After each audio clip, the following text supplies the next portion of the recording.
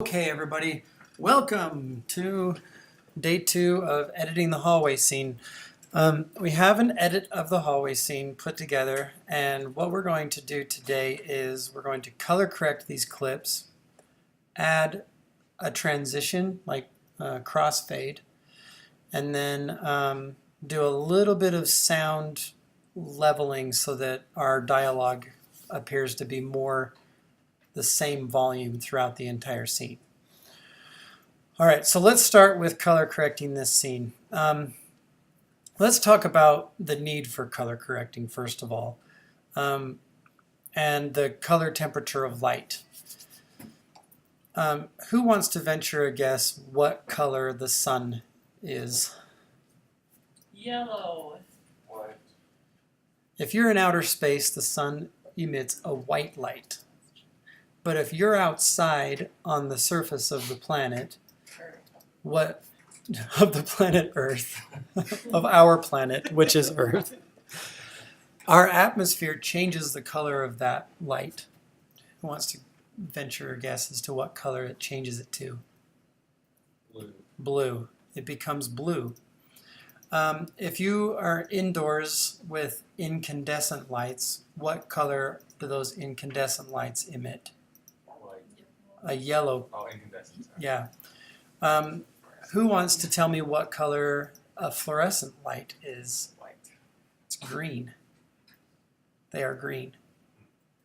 If you put them under the color spectrum, unless, it's all changing now that, we've got high efficiency light bulbs that are emitting your different colors.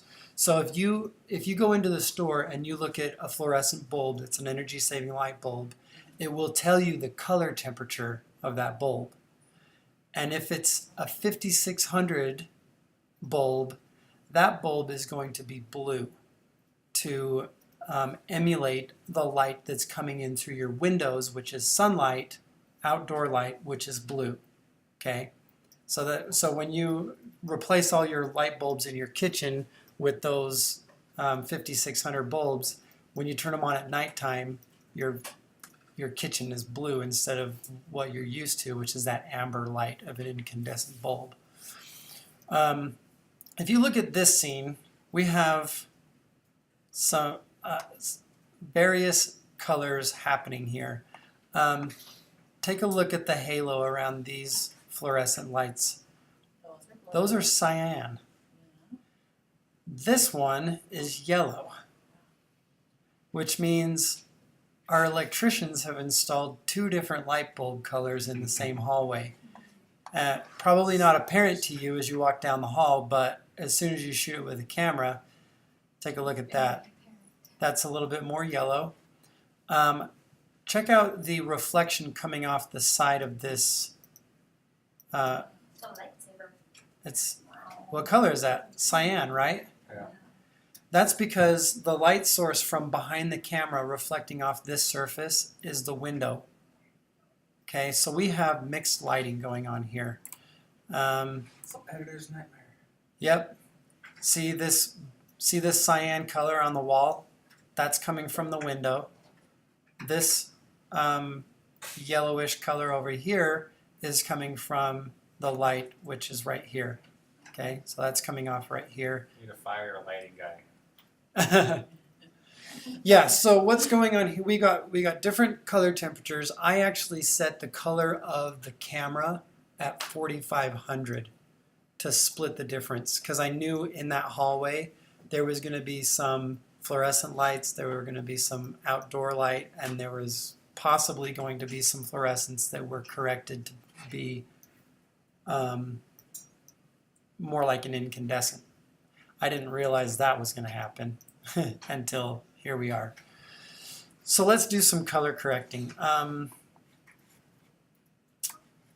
First of all, in our effects panel, so let's go to the area that is our project panel. That shares some tabs with some different things.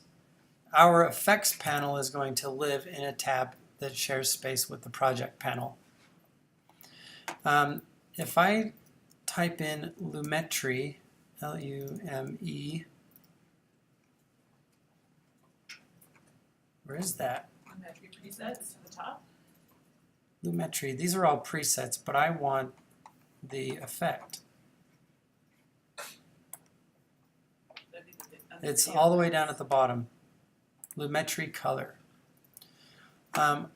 Let's go ahead and start with this establishing shot. I'm going to click on the Lumetri color filter and paste it and just drop it down onto this first clip. Now in your editor, anytime you select a clip in the timeline, the effects controls automatically are loaded into the effects controls panel, which is located in the same area as your source panel up here in the top left. So if I click on effects controls, even though this panel may not be in the front, anytime I click on a clip in the timeline, the properties for the effects are automatically loaded into this panel. Now, if I click on the Lumetri controls, there are two sub tabs that show up. One is for master and one is for the clip. If I change settings for the master for Lumetri color, then it'll change it for that clip in the project. So anytime that clip shows up in any timeline, it will have these color corrections. So I don't know why that's not loading in there right now. I guess I have to drop it in there. So if I have it in this master tab and do color corrections, then anytime I use that clip from here on out, it'll have these color corrections. That's a good place to do primary color corrections, so that if you're trying to create a neutral look for all your clips, this is a good place to do it. So let's twirl down in the Lumetri color under this master clip, the basic color correction. This is where you would set the temperature. Now let's just kind of drag this temperature back and forth a little bit so that we can see what happens when that's not showing up over here. Hold on. You click on master. You're on clip. I am on clip. You're good. Okay. That'll show up over here. So let's go twirl down this basic color correction and white balance. I'm sorry. Do you want to be on clip or on master? Well, I wanted to be on master, but it's not. I may be misunderstanding something right now. Are you in the color tab? Yeah, why aren't we on the color tab?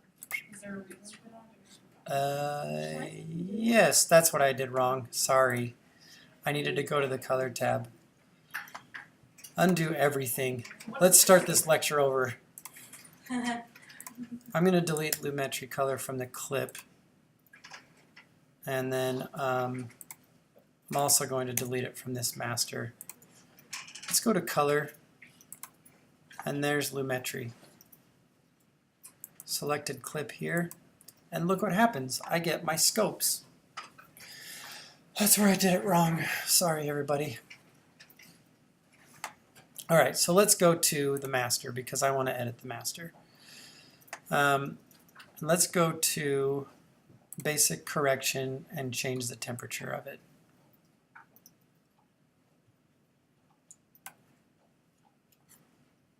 All right, let's look at scopes. Let me explain to you what's going on here.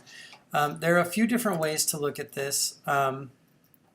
We can view it as, if I right click in this space here, I can view it as what it is right now, which is the waveform RGB.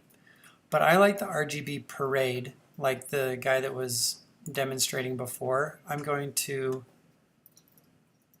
turn off the waveform RGB because every time I add one of these, it'll try to share the space with each new thing. But I like to view my RGB parade primarily. because what that does is it shows me my balance. Right now, the overall, with that change that I made to the white balance, if I hit reset, let's see how good my balance is. Put that back to 0. I've got some overexposed stuff. The very top, this 100%, that is all the way exposed. That's like, you don't get any brighter than that. All the way down at the bottom, that's 0%, which is all the way black. You don't get any darker than that. So if you look at my exposure here, the whites are crushed. See, and that's where we're losing detail right here and here. And you can see that each one of these red, green, and blue, this is the left side of the screen, this is the right side of the image. Left side of the image for green, right side of the image for green. Left side of the image for blue, right side of the image for blue. So these highlights right here is how much red, green, and blue is being put into this image to produce this. And then likewise this. Okay, does that make sense? That's how you can interpret what's happening in your RGB parade. Question? What if instead of red, green, blue, it's all mixed together? Then right click and select RGB parade, because what you're seeing is your waveform. Okay, and with all of them mixed together like this, with them all being pushed up like that, when they're all mixed together, what's happening? They're turning white or close to white. See?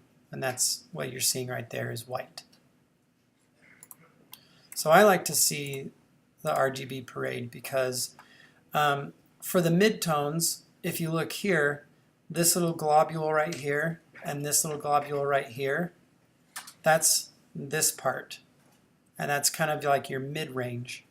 The mid-range is usually where skin tones land, and depending on what your skin color is, it might be lighter or darker, but generally the Caucasian lands around 60%. So, because we're dealing with 2 Caucasian actors right now, we're going to be interested in their skin later on. But right now, another problem with this scene is we're dealing with taupe walls. So if we want to color correct this to white, let's look at the ceiling panels and try to achieve white in the ceiling panels, because if we did it for these taupe walls, turn these taupe walls white, then when we start looking at skin tone, which is almost taupe for these Caucasian actors, they're going to turn into ghosts if we color correct the walls to be white. So that's all stuff to consider. Also, our overall brightness of the scene is pretty bright. There's nothing black. There's not really any shadows. There's like a lot of light dumped into this scene.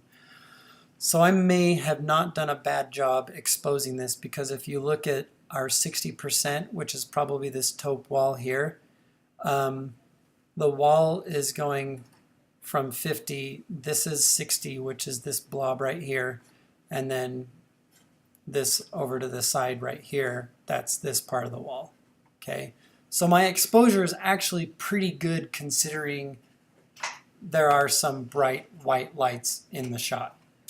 Okay, but we can also talk about our personal taste, which is where this color temperature comes in. Now, our red and our greens are pretty heavy in these midsections compared to our blues.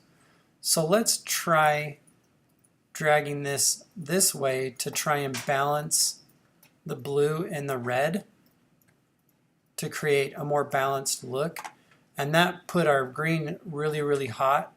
So let's take the tint and try and balance all 3 of those together to create even weight across. So if you draw like a straight line across here, you've achieved a balance in your midtones throughout this whole thing, which just so happens turned our ceiling panels almost white. Can you see that?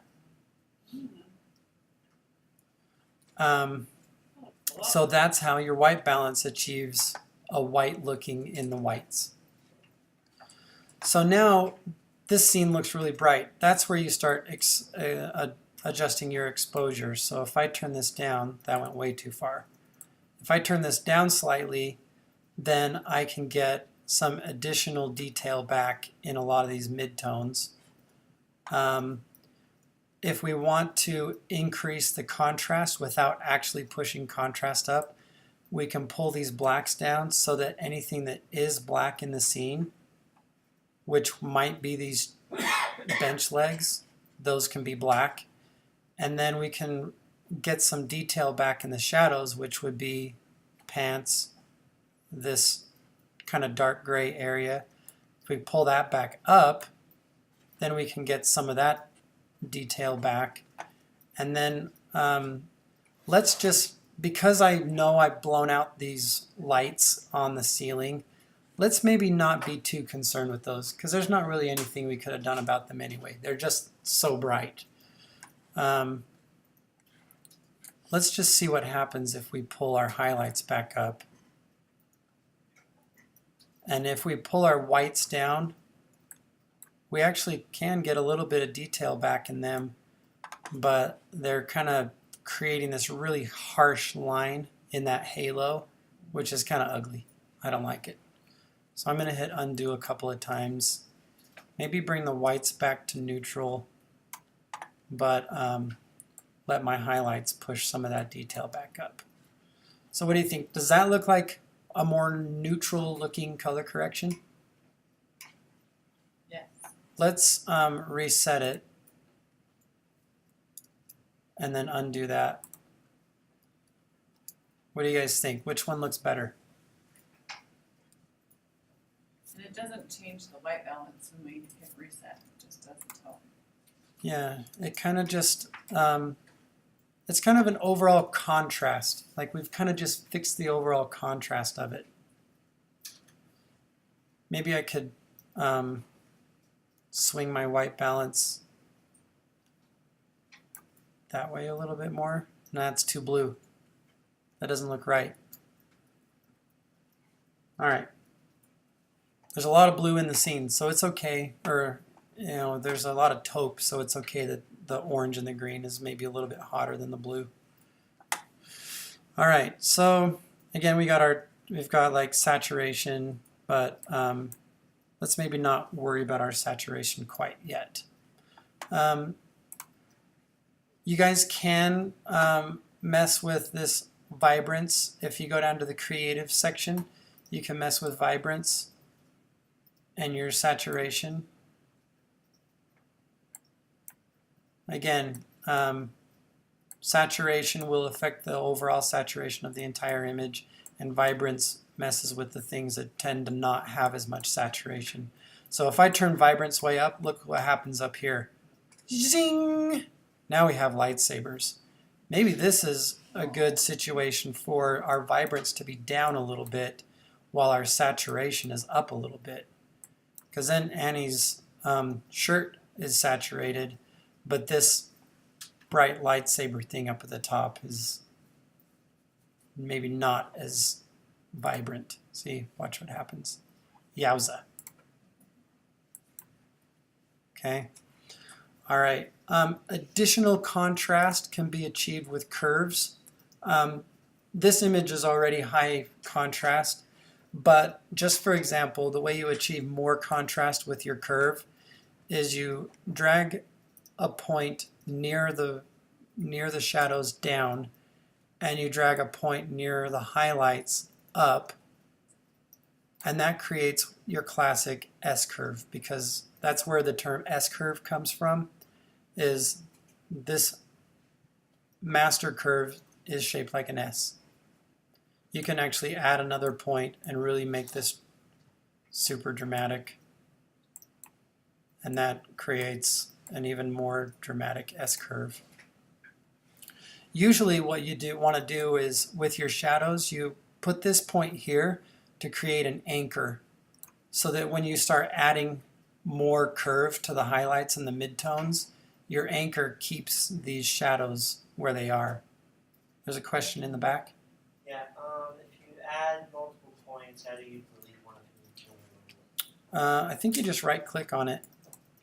No? Maybe. Oh. Command click. Is it command click? Yes. Because it's a pen tool. Command click. Thanks. Thanks, Dan. Yep. You're the man. I didn't mean that. Never heard that before, Scott. I didn't mean. Wasn't planning that. All right. So we can, if we want to try and isolate these cyan colors in these highlights, maybe we can go to this hue saturation curve and put a couple points around these cyan colors and pull those back. Isolate the cyan colors and look what just happened. Well, that's much better. Pulled those back a little bit more. Now everything just became more natural looking. All right. How are we going to get that to be on there? Okay.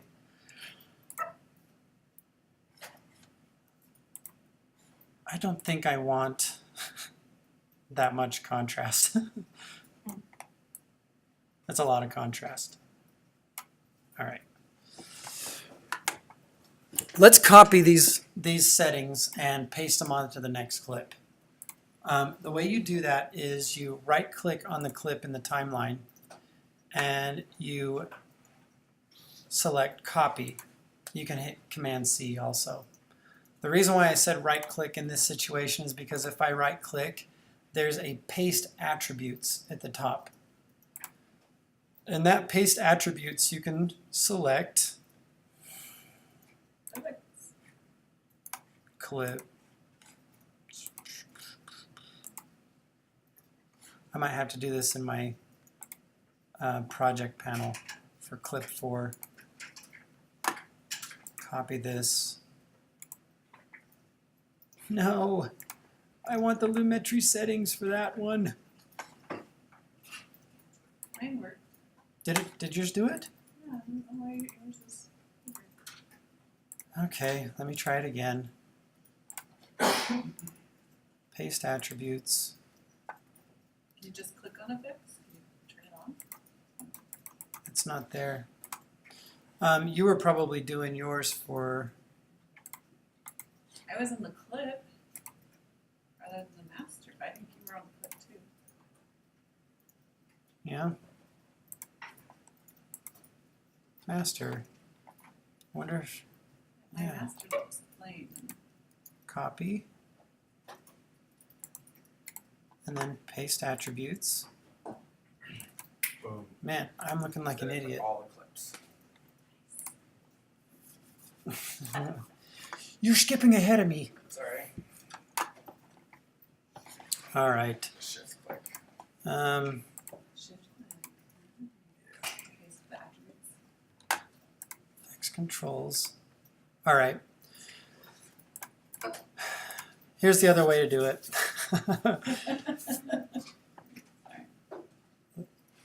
If you click on this first clip, which has these master settings for the Lumetri settings, and go up to your master in the effects controls panel, select your Lumetri color. Hit Command-C to copy it. Then go to your second clip. We're going to see how this color correction looks on this clip. Then go up to this master clip again, hit Command-V, and it'll paste them in there. We got some kind of crazy skin coloration going on here, but our contrast looks pretty good.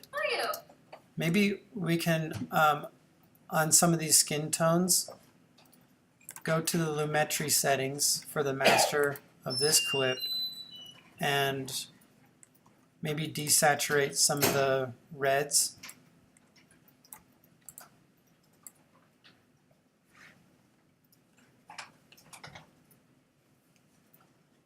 Not make her look gaunt, but just kind of desaturate some of those a little bit, and then we got some more neutral skin tones.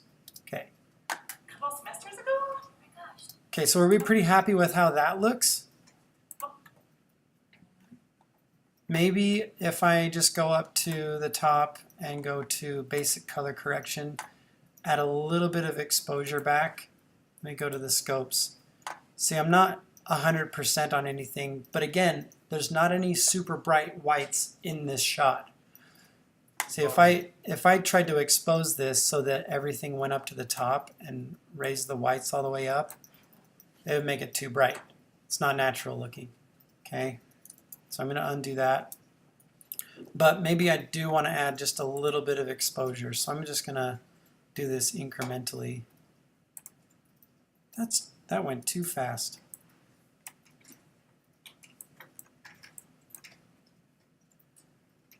And then maybe I can bring my shadows down slightly.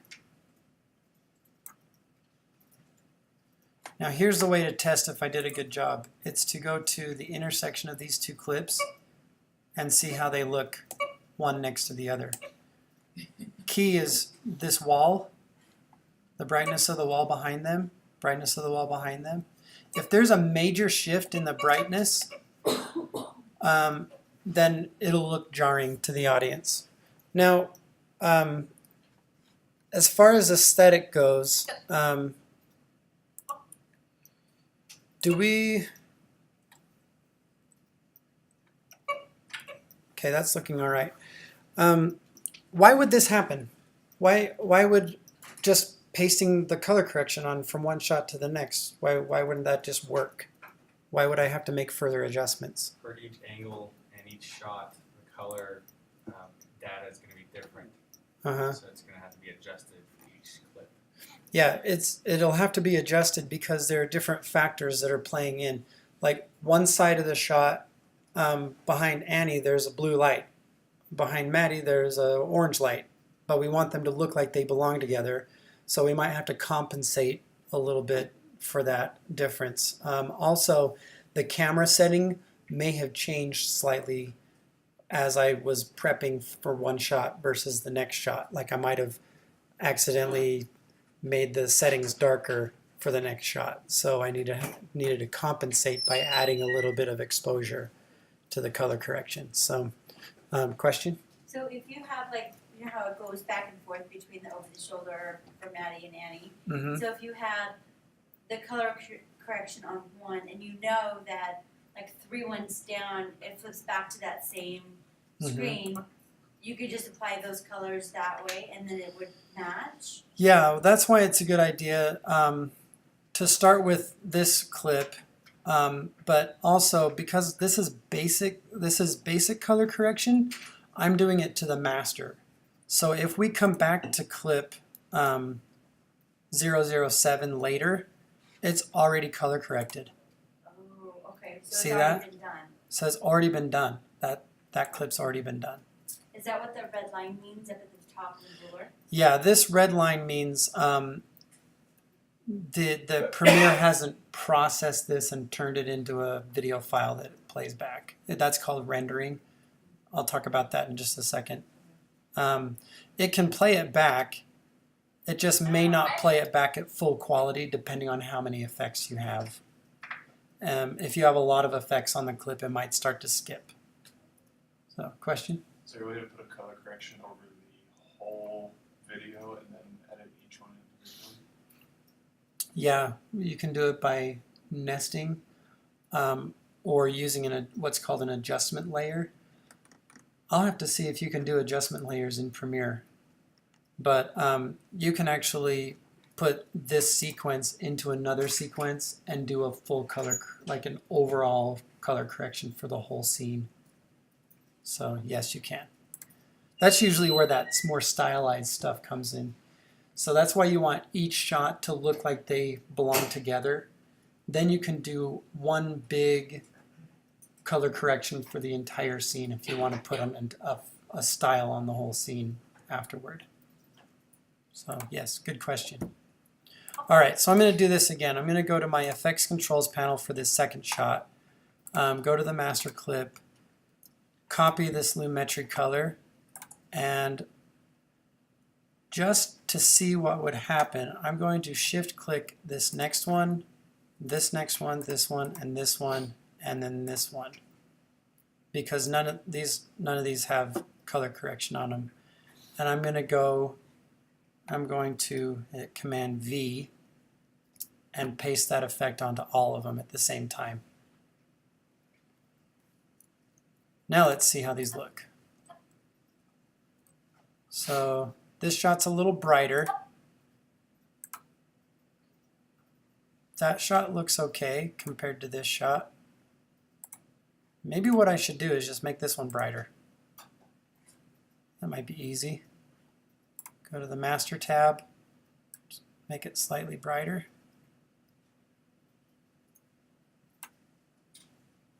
Maybe put some of the shadows back down. Maybe not quite that bright. Okay. Now let's play this back and see how it all looks. Great, how are you, Maddie? When was the last time I saw you? What, a couple semesters ago? Oh my gosh. So how See it skip?